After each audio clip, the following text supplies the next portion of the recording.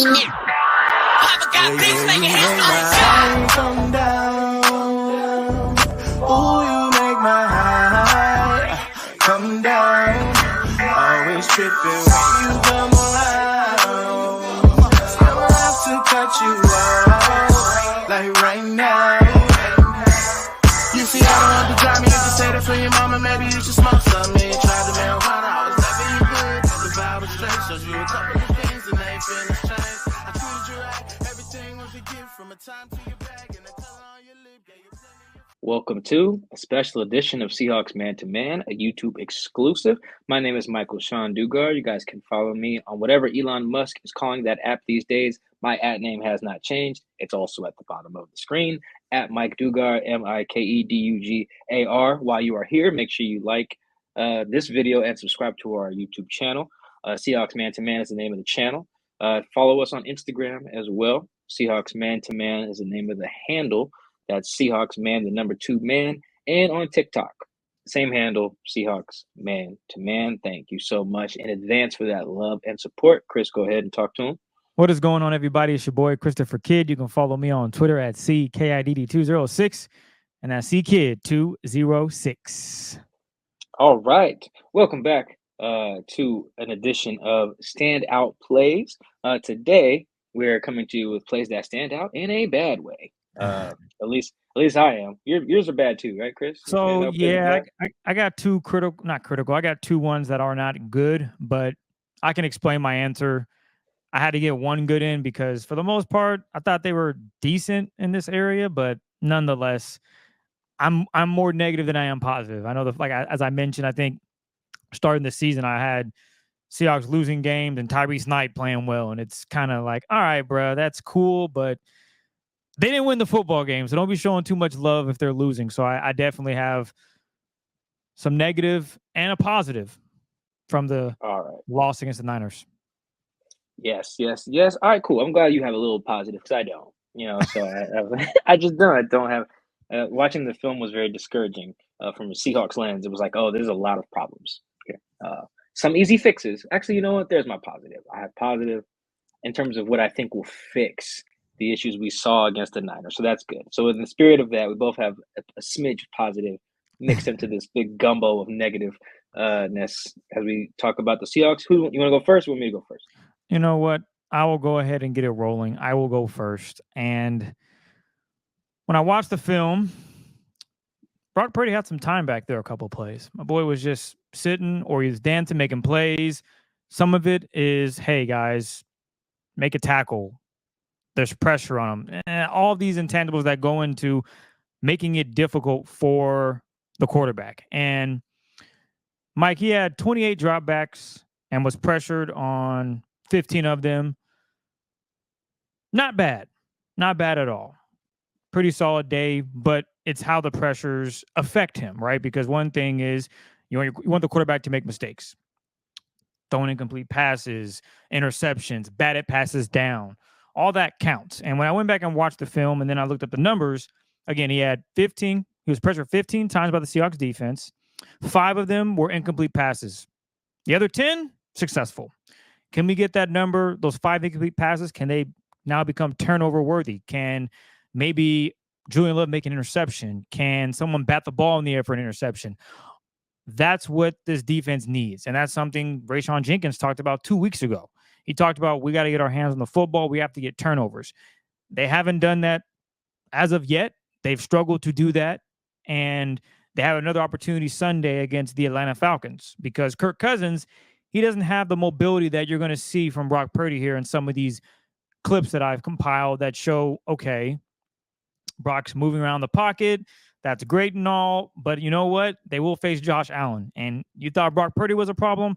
Wow. Josh Allen could be a very big challenge for the Seahawks defense that, sure, if the coverage downfield is good, the pass rush has to be able to get there. Because if not, Josh Allen can basically play make and create for someone else to get wide open. So I'll get things rolling here with our first play.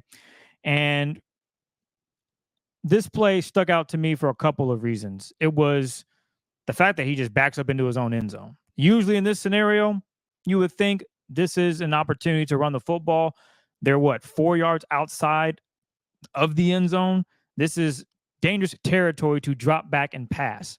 But the Niners are probably thinking, Seahawks pass rush, we can probably hold them off. Not that this Niners offensive line is elite. It's pretty good, I would say. But this instance, the Seahawks here, if you look, you can kind of see they might be showing man. Just how you can look at the bottom of the screen and see number 21. That's our guy, Devin Witherspoon. He looks like he might be locked up on Brandon Ayuk. And then you look on the opposite side as well. You see, I believe that might be Trey Brown. Doesn't really matter who it is, but the grand scheme of the biggest thing the biggest thing I want you guys to realize is just what the defense is trying to figure out. You see Julian Love, he's communicating. Rayshawn Jenkins is communicating. Kayvon Wallace, they're all basically communicating about, hey, this is what the plan is. This is what we're going to do. As we roll the play, you can see Julian, hey, this is what we're doing, bro. You know it? Yep. I'm good. Debo goes in motion. The play is snapped. As you can see, number 65 looks to be pulling. Oh, it's a play action pass. All right, cool. They're actually in zone. Look at that. Now, what stood out to me was, look at how good the coverage is. Who's open, Mike? That'd be a tight throw to Debo. I guess That's you what I could like make to it hear. to the top of the screen. Yeah, it'd be a tight throw. Tight throw. Right now, this is some solid coverage. And it looked like it was man, but it wasn't man. If you guys remember that motion, when Debo goes into motion, this signals what to the quarterback? What they might be in. No one follows him. So remember how I said, look like they're in man? Well, this is a signal that, yeah, they're in zone. Brock Purdy realizes that, but the Seahawks do a really good job. Oh, play fake. Okay, look how hard they bite. Look at Rayshawn Jenkins at the hash next to, I believe that's the tight end, George Kittle. Dotson's right there as well. And then right next to him is Baker. And then watch how quickly they drop back, taking away the throwing lanes. Now, to Mike's point, sure, he can definitely thread the needle. Hell, he did that later in the game. He threaded a needle. It was an anticipation throw across the middle on the money. But this time he doesn't try it. For whatever reason, back up in your end zone, it's a risk. You can get a pick six, all those intangibles that go into, hey, I'm not making this throw. But again, the coverage is sound. Everything is blanketed. Pass rush, okay, if you can see, big number 99, he wins. But the lane is open. Look how the Red Sea has parted.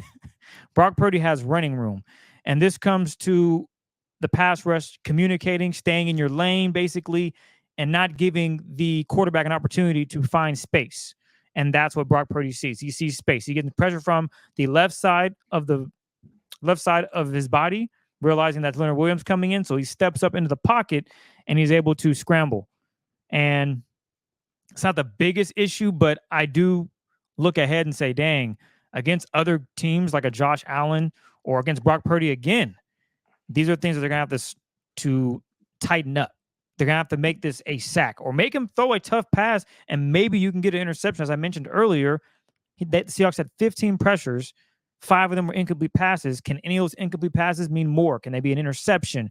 Now, there's nothing wrong with incomplete. And I think 2 of those were third downs, and one of them that I do have is kind of a positive, and that's regard to Julian Love playing really good coverage as they blitz Brock Purdy on the pressure. But this is an example of, hey, you got to be able to stay in your scheme and your gap, hold your offensive lineman, and make a play on the football. Jonathan Hankins is right there, but he's not able to make the play. Maybe it's a hold, however you want to look at it.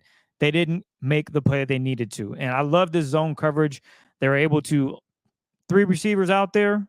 Sorry for going all the way back. But again, you have 3 routes being ran, if I'm not mistaken. We'll pause it at the top of his drop. Boom. So you have actually 4 routes developing, but nothing is available. And this shows that the Seahawks secondary is strong. That's a talented unit. But when you don't have a consistent pass rush, it can create more and more issues for the defense, because now you guys are sitting ducks. And when you're sitting ducks, it's really easy to pick apart, and the quarterback can create things in the pocket. And that's what you didn't really see here, but you saw that Brock Purdy was able to step up and find some wiggle room and get through for a positive gain. And the next play is actually the next play right after it. Mind you, this didn't cost the Seahawks a touchdown. They end up getting a field goal, so it's not the end of all times here, but it's just the little things. On this one, it's actually quite similar in this regard. So you'll have I believe, yeah, it's 3rd and 2 on the San Francisco 11. Again, as I just mentioned, it's the very next play. And the Seahawks, again, they show like they're in man. If you look at it, look at Trey Brown at the bottom of your screen. He looks like he's manned up there on Deebo Samuel. Number 23, that's Nico, not Nico Thorpe, excuse me. That is, he's on injury reserve now. Oh my gosh, what's his name, Mike? You're on mute. Artie Burns. Artie Burns, back on the IR, unfortunately. He returned to the Seahawks during the offseason, but he's on IR now with a toe injury. He looks like he's manned up on the slot, which I believe is Juan Jennings. And then right next to him, you have Julian Love, who is way off. He's what, 5'10", about 50, I would say 10 plus yards off of the defender. And then you see Baker. He got his eyes on either the quarterback and or the running back.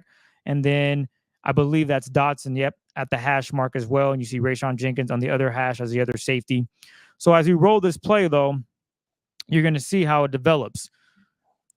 So, yeah, in this play, it is a little man. And unfortunately, at the top of the screen, it looks like George Kittle is wide open. And that's unfortunate for a couple of reasons, because that could be an explosive if Brock Purdy is able to see it. Off the rip on the bottom of the screen on the hash, you can see there is a defensive player down. Trent Williams won that matchup. And you're going to see as it develops, he has so much time, he's able to create space and get out of there.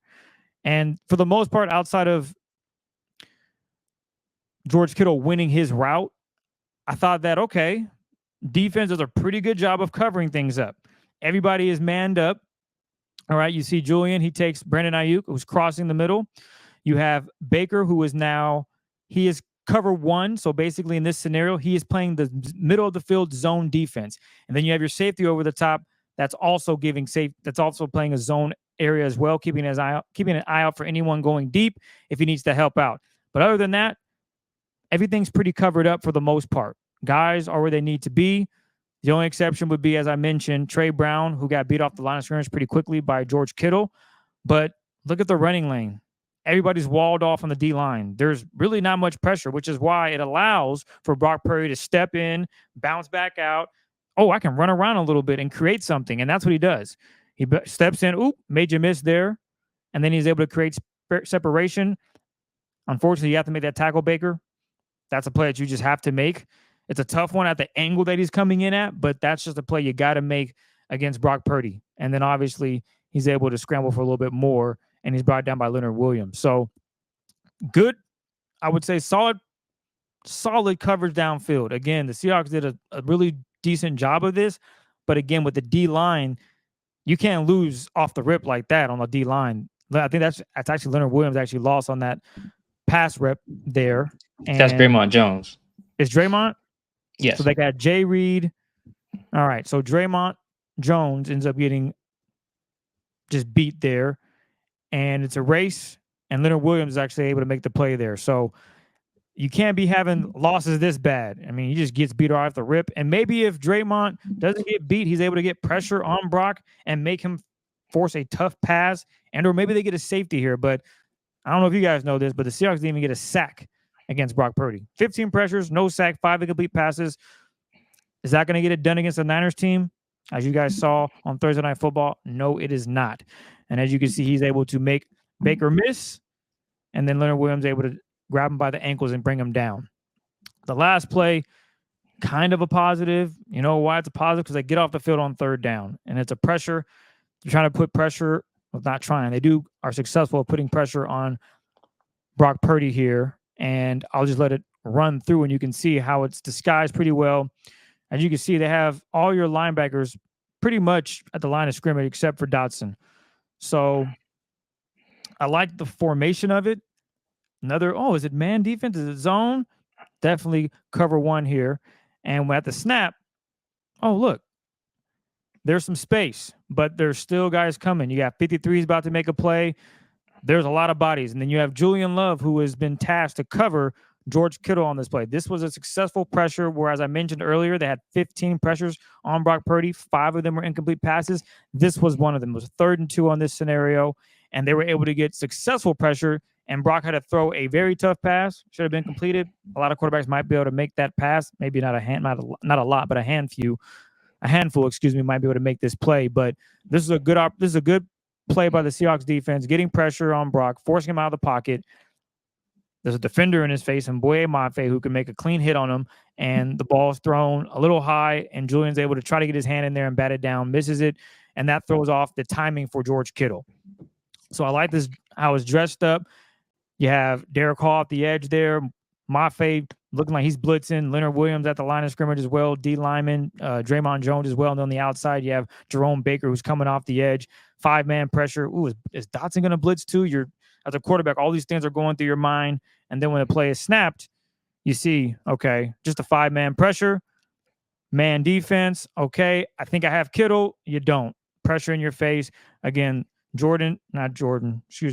Love is able to make a really good play. Julian Love, that is, just distracting George, getting his hand out there. Does he deflect it? I saw it from multiple angles. I don't think he did. But the biggest thing is he was able to make it a very tough catch if George Kittle is able to haul it in. But this was just one of the quote-unquote positives from a lot of stuff that stood out in the film that wasn't so great, as I kind of mentioned earlier, just with the pass rush being able to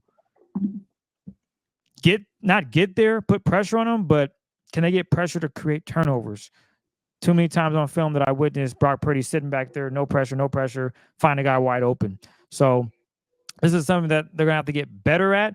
I do think going against the Atlanta Falcons on Sunday, they will have more success in getting Kirk Cousins down on the ground because he's not a threat with his legs. If they're going to pressure him with 5 guys and one man wins, I think that can result in a sack and or the turnovers that they've been trying to get these past few weeks. So those were some of my standout plays from the Seahawks Thursday night loss against the San Francisco 49ers.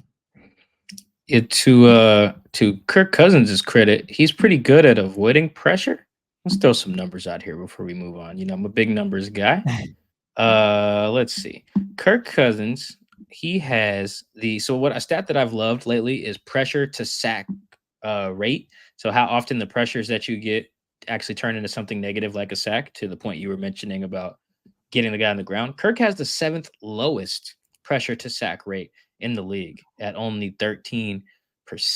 And that's despite him having already over 200 dropbacks. He's 12th in total dropbacks, but doesn't go down very often. So it will be incumbent upon them to get him on the ground.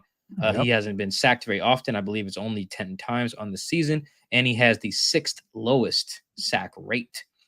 So he doesn't get on the ground very easy, even though he's not mobile. He's like Michael Penix last year, where he just gets the ball out, which is how he avoids pressure. So good for him. I have one more stat for you, Chris, if you will allow me the time. Your point about pressure is turning into something. There's another way to quantify that, which is pressure to sack rate for a team. The Seahawks are number 2 in pressure rate. They're behind the Miami Dolphins at 41.5%. Really good number. Would you like to guess where they are? I give you one guess. Where they are ranked in terms of how often they turn those pressures into sacks? I'll say 21st. Oh, man, you're good. 22nd. But, I mean, that was about as close as you can get. It was good. Wait, did you already know? No, I didn't look it up. I did not look it up. I thought about looking up all these possible stats that Mike might throw at me, but I said, you know what? That makes the show interesting. So I'm not going to do any of that. I'm going to give my little spiel, but yeah, I guess one off, but yeah, because it hasn't been as successful, and the film kind of shows it on small sample size. Again, these plays were not detrimental. It wasn't like, damn, this is 3rd and 7. You need to get a stop here. Brock Purdy has 10 seconds to pass. No, but in the grand scheme of things, I'm looking ahead and I'm thinking about, okay, well, when you play Josh Allen, okay, he is probably, if not one of the top guys when it comes to bringing him down. It is very tough because he's 6'5", 400 pounds of pure beef muscle. Number 2, he has a cannon for an arm. And number 3, he can create something. He can create nothing from something, nothing to something. So that's just something that I'm looking ahead to seeing, and how they can get to Kirk Cousins would be a good start. If they can get to him, even though he's shown that he can get away from it and maybe throw the ball away, find a receiver, I think the Seahawks secondary is far better than what they've seen as of late, but we will find out for sure on Sunday. Yeah, pressure to sack rate is a really good stat for quarterbacks because everyone gets pressured, but how you handle it is really cool. Because you've mentioned him a few times, Josh has the 4th lowest pressure to sack rate in the league. So he evades pressure pretty well as anyone. Jordan Love has the lowest at 7.7%. Second actually is Bo Nix. And I guess if you watch the Thursday night game, you probably can see how he gets to that number. He can move pretty well. Anyway, let's move on because we can throw my stuff in here. I'm gonna my what stood out to me or my standout plays, so to speak, was the explosives in the run game, and I chose these because they were bad, obviously, but in the context too of this week, they're getting Byron Murphy, the second back. And that's huge. I believe he's a really good player. He was really good for them the first 3 weeks. Their run defense basically just went down the tank after he was gone. And he is you can tell he's on a mission. He was asked this week how he felt about the Falcons not drafting him because he heard they were interested. They chose Michael Penix instead. And he said, they slept on me, or excuse me, so they passed on me. That's their fault. And they're going to feel me on Sunday.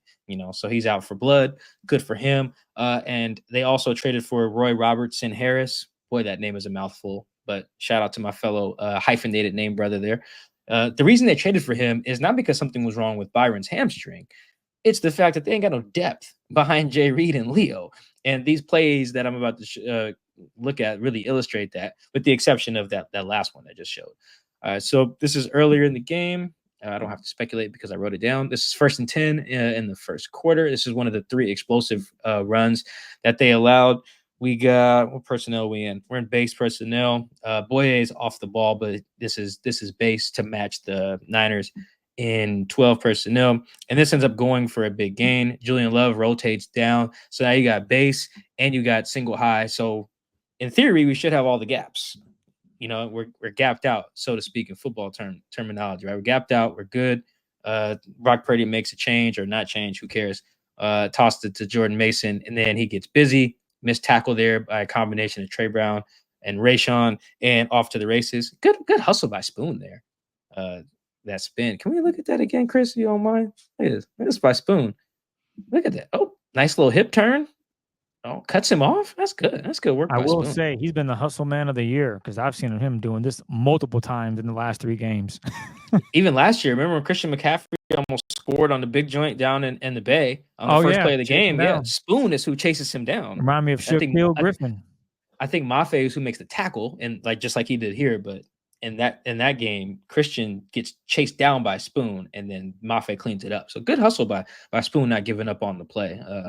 And then so this is the different view of the same play here. So yeah, look, we got everything covered. We got 8 guys. Let's see, Mafe, J Love, Mike Moe, Tyrell, Cameron Young, Baker, Jay Reed, Draymond. We're good. We got the gaps. Got 8 guys in the box. This is a loaded box, quote unquote, and we should be good. Mike Moe, all right, cool. You're there, so he can bounce it outside. Also check Boye to our left here against their tight end. Look, he just throws him. Excuse me. So if this bounced outside, we'd have it. We'd be straight. Problem is, there is a huge cutback lane. Let's pause it right here. You guys can see the issue here. Cam Young is sealed off. This is a problem.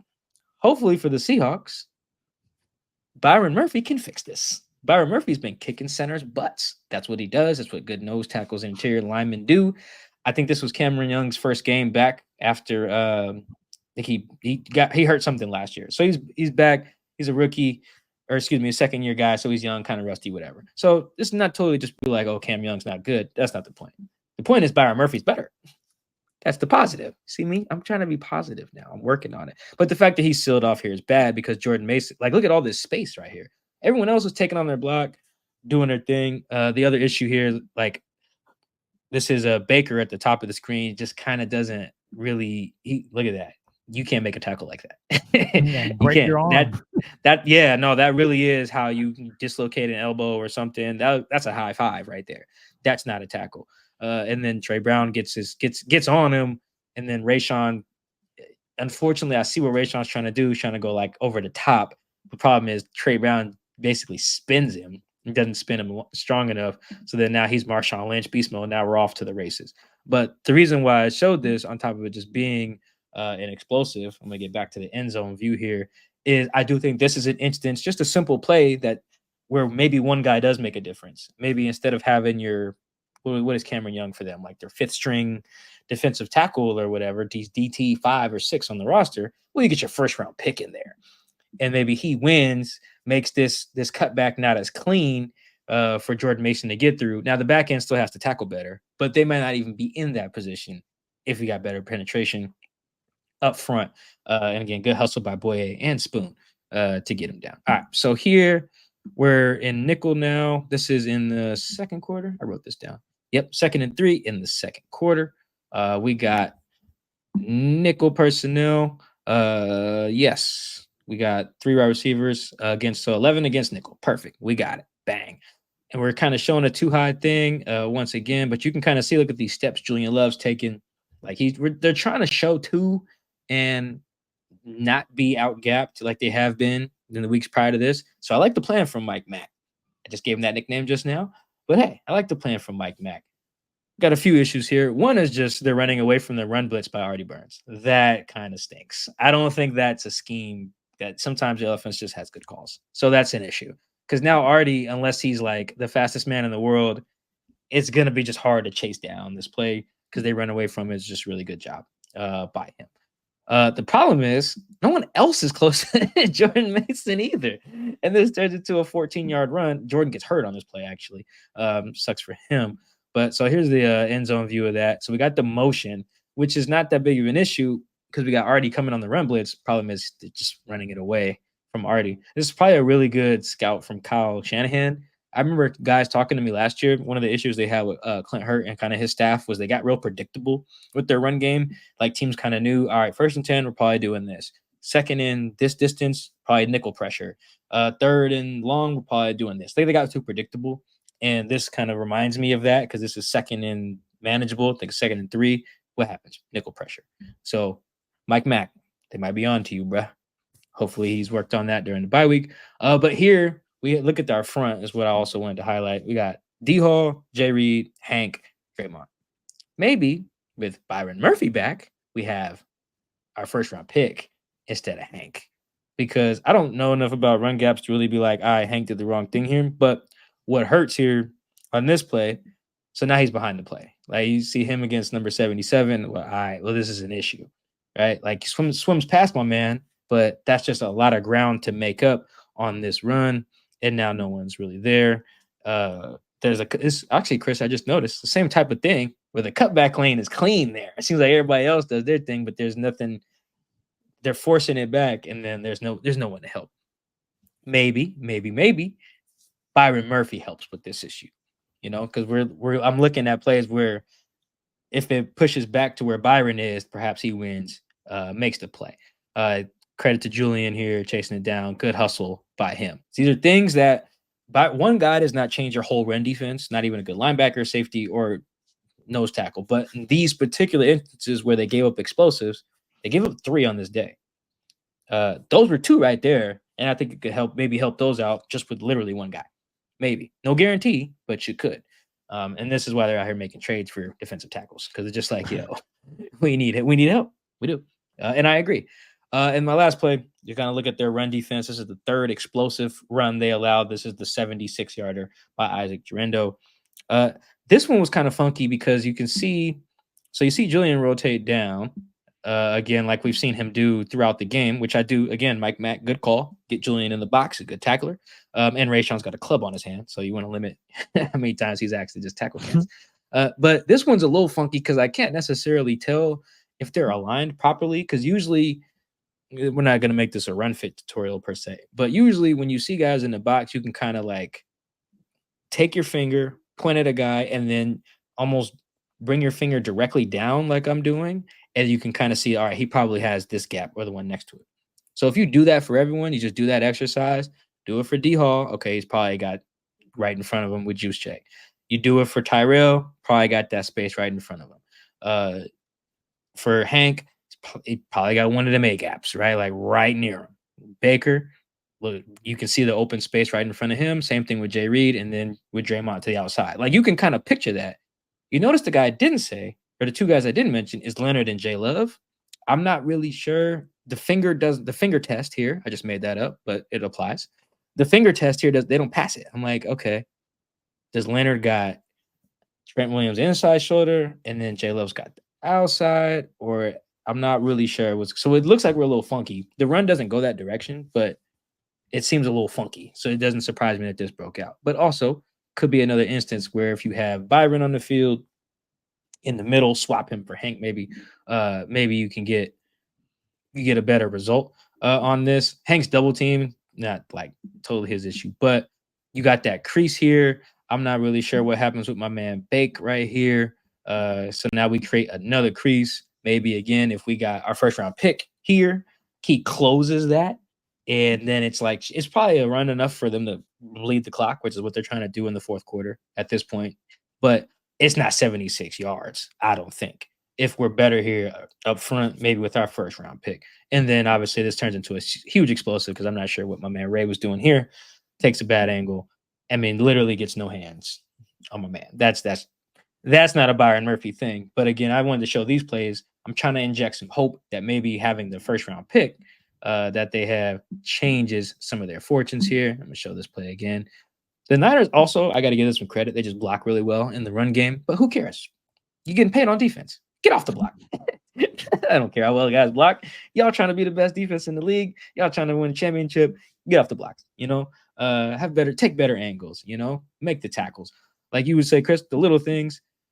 Sometimes it is just simple as where guys are lined up. Look at all this cutback space that would be there too.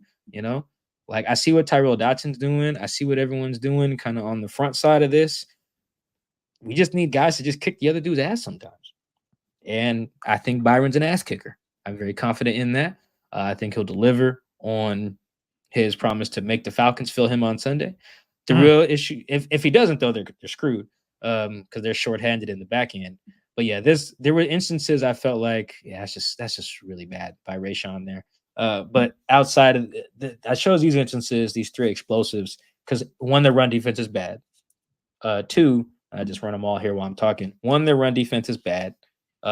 Two, the Falcons have good running backs, and they're very similar to the Lions, where they got that nice 1-2 punch. They got Bijan, who's like their speed, one cut go, and then they have Algier. It was their number 25, who's more strong power. He's the Charbonnet of their 1-2 punch, and that could be a problem because I'm not a huge Kirk Cousins guy, but as you guys can see, he can ball. And if they get the run game going too, it could get spooky. So I really think these plays, and there were many others to choose from, sadly, in this game. All right. Illustration of, hey man, could things be different if we got Byron? I usually wouldn't say that one person can change your run defense, but again, these are the only three explosives they allowed. They ran it a lot in this game. I think like 30 times. There's only three explosives. I'm showing you all three, and I'm showing you how maybe, just maybe, one dude could possibly make a difference. And if so, shutting down, limiting explosives in the run game really could be all the difference in this game. Because if you make the Falcons one-dimensional and they just got to rely on Kirk, yeah, maybe that wins. I'm with Chris that they're pressuring well. They can get Kirk on the ground. He ain't moving. Me and Chris both move better than Kirk right now. Obviously, neither one of us, tore our Achilles, but we're also not world-class athletes. And I guarantee you, if I put Chris back there, he would move better than Kirk Cousins in the pocket. He wouldn't throw it at all well compared to Kirk, but he would move well. And so they got a guy who don't move. Get him on the ground. But you can only get him on the ground if you stop the run and put him in obvious passing situations. Chris, can I get another stat before we get out of here? Absolutely, man. The Falcons have faced the fewest third downs in the league. I think it's them in Arizona. I think the number is 64 of teams that have played 6 games. That's it. They don't face many third downs. Well, how do you get them to third down? Stop the run on early downs. It all works together. So I'm glad you picked pass rush and I had the run defense because it works together. It's crazy. When you said what you said, I said, bro, we really are in sync and watching this film. If I take one thing, you're literally taking the other thing that is in sync with what they need to do better. It's really crazy how this works. I guess we do know a little bit of football, Mike. Yes, I was good. I was thinking about that with Mike McDonald too, because like he's very much, if you guys notice in his press conferences, he's always like, "Yep, gotta watch the film." And then he watches the film, he's like, "Yeah, it's actually kind of how I felt coming off the field." And it's like, I'd be feeling that way too when I watch the film. I'm like, I didn't learn anything new per se, I saw like a couple of drops had a discount in the Patriots game, a couple that got tipped. But like outside of like obvious little things like that, everything that looks bad or good on the film, particularly bad, or excuse me, everything that looks bad or good in real time with these dudes this year so far, it looks just as bad on the film. Like nothing, it's not like, oh, this wasn't as bad as I thought, or oh, this was worse than I thought. Nope, nope, nope. Those in the moment feelings have almost always matched what happens on the film. So I get why Mike McDonald says that, but I also see why he gets us to us on Monday or Wednesday, and he's like, "Yeah, no, I watched the film, and yeah, it was just as bad in real time, you know, like, or it was just as good in real time, whatever." Like, it's the film is not lying, I guess is my point. But like, also, our eyes aren't lying to us in real time either. Like, it looked like they weren't getting to Brock Purdy, like you said, Chris. They had no sacks. They had no sacks. It looked like guys were just. It looked like Jordan Mason was getting to the second level unimpeded, in real time. Well, he was.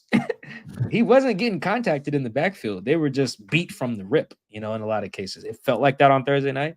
It felt like that watching the film. So yeah, that's probably why we're seeing the same stuff because we're seeing it in real time too. So if you see something twice, you watching the film, like, oh well, there's the problem. This is happening. You know, this is not good. So, and I think Byron Murphy helps what you're talking about too with the pressure. Byron Murphy he's a beast, man. So I'm glad we roped some positive in there. My positive is get Byron Murphy out there. He'll help. You know, this defense is not built to have a lot of Jonathan Hankins, Cameron Young, and Mike Morris snaps. It's just not. They built it thinking they'd have a game record like Byron. They have not. They have stunk on defense without Byron. Hopefully he makes a big difference on Sunday because if they lose 4 straight, they're screwed. So, so hopefully they do not. That would be crazy. That'd be. I don't know who's gonna win. I made a prediction on my little we do the expert picks at the Athletic. Oh yeah, I saw that, Mike. I've kind of mailed what? Yeah, I think I picked Atlanta. I've been kind of mailing those in. This is my worst year of predictions. You're still above 500. Barely though, and I might not like. We're recording this on Friday. Like I had the Saints, I think. You know, like I'm just. This is just clearly not my year in terms of just picking games straight up. So hopefully I'm wrong. Do you have a prediction? I think the Seahawks win 27-23. I think 27-23. Okay. But boy, am I a little concerned for this team just because they have shown nothing that says they're going to right all their wrongs, if that makes any sense. As you mentioned, the film, nothing on the film says they're going to get sacks, but Byron Murphy's returning. That's huge. That's someone that wreaks havoc, and a lot of attention will be on him to maybe not stop him, but just make it tough for him, which could open up Leonard Williams, who first 2.5 weeks before he got hurt, he was balling, but better teams, better scheme, other coaches know what they want to do, how to attack the Seahawks. Well, it's become an issue these last 3 weeks. So hopefully they can figure things out defensively, first stop on the run, and go from there. So we will find out in a few hours, 48 hours, Mike, if I'm not mistaken. Math is a little off, whatever the case may be, but something we'll find out soon. Just use soon. There we go. Sooner than later. So we appreciate you guys sticking around for Seahawks man-to-man standout plays from Week 6 against the San Francisco 49ers. We'll come back to you with a post-game show, win or loss after that one. So 10 a.m. our time, 1 p.m. Mike down there in ATL, his second home. Do you got a crib out there yet, Mike? Not yet. I need to look though while I'm out here. Yeah, I love the South, baby. I love the South. Yeah, it should be a good time. Hopefully, I'm wrong about my prediction. Hopefully, you're right about yours. And they get a dub. I'm tired of covering losing. It stinks. I did way too much of that last year. So yeah, no more of that. Let's get some dubs. It's too long of a flight for me to be watching them lose. That's, it's like 5 hours. Personal, Mike. Nah, man, it's long, man. I don't get the good seats. I remember one player, is the last thing I'll say before we get out of here. I remember one player was like, I walked up to him in the locker room. I think this was after Detroit. I forget who it was. I genuinely forget. But I was like, hey, how you doing, man? He was like, yeah, I'm good. How are you? I was like, yeah, man, it's just a long flight. Oh, I think this was in Boston, actually. I was like, yeah, man, just glad y'all won, man. Makes the flights back, my job a lot better. He's like, oh, man, y'all don't fly with us? I was like, nah, man. They stopped doing that in like the 80s or 90s or something like that. So, yeah, this must have been the first road trip for him to ask that. But, yeah, nah, we don't fly with them. So I'm in like seat 27A tomorrow morning or Saturday morning. So, yeah, it's better for my job. I feel good, wrote a good story when they win. So Seahawks go win. And for y'all, thank you for watching. Thank you for listening. Subscribe, like, YouTube, TikTok, Instagram. Follow us on the tweet machine. And like Chris said, catch you on Saturday. Or excuse me, after the game on Sunday. Peace.